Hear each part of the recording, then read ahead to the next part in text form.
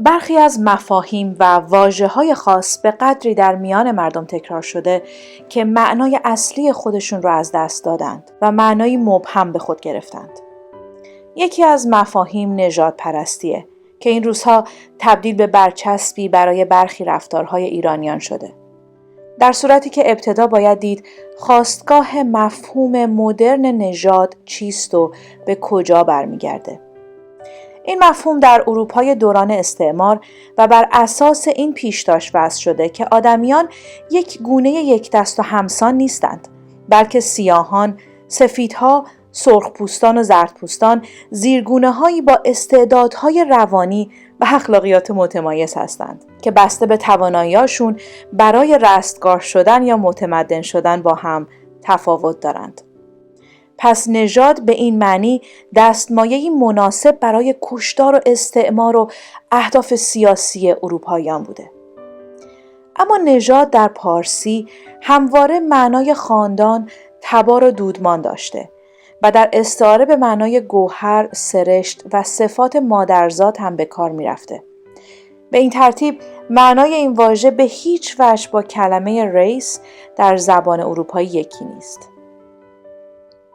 از طرفی هر کس که آشنایی اندکی با ایران زمین و منابع و متون و تاریخ این سرزمین داشته باشه به سادگی به این نکته بدیهی پی میبره که کلمه نژاد پرستی ارتباطی با ایرانیان برقرار نمیکنه.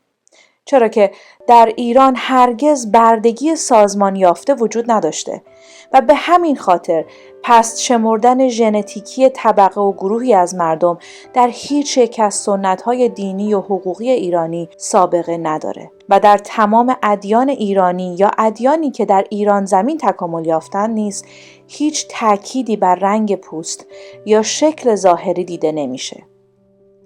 همچنین در سنت زیبایی شناسی ادب پارسی زیبایی ظاهری بدون توجه به رنگی خاص ستوده شده و چه بسا بیش از سایر رنگ‌ها زیبایی رنگ سیاه به ویژه در چشم و گیسو وصف شده.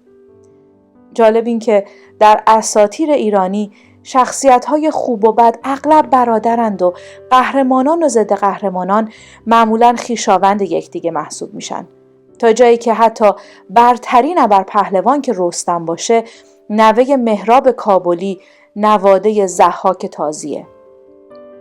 از طرف دیگه در طول تاریخ شاهان و فرمانروایان فراوانی از تبار آریایی، سامی و مغول بر ایران زمین حکومت کردند و همچنین در میان نامداران تاریخ ایران از سرداران و سیاستمداران تا اندیشمندان و فیلسوفان و شاعران ترکیب شگفت‌انگیزی از تبارهای گوناگون رو مشاهده می‌کنیم که بدون توجه به شکل ظاهری در سراسر این پهنه جغرافیایی گوهر ایرانی خودشون رو حفظ کردند.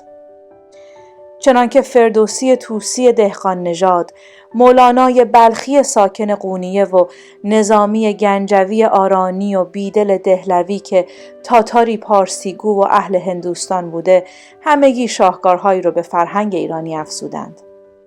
به این ترتیب رواج تعبیر ایرانیان نژاد پرست قدری مشکوک جلوه میکنه و در حقیقت کسانی از نژاد پرست بودن ایرانیان حرف میزنند که نه معنای نژاد پرستی رو میدونند و نه معنای ایرانی بودن رو و از این رو حرفشون نیازمند کنکاش و ریشه یابیه و هنگام رویارویی با این گفتمانها باید دید که تاریخچه اونها چیست و چه کسانی از این گفتمان سود سیاسی میبرند و کدوم حزب‌ها، نشریه‌ها و نویسندگان بر آتش این دروغ میدمند.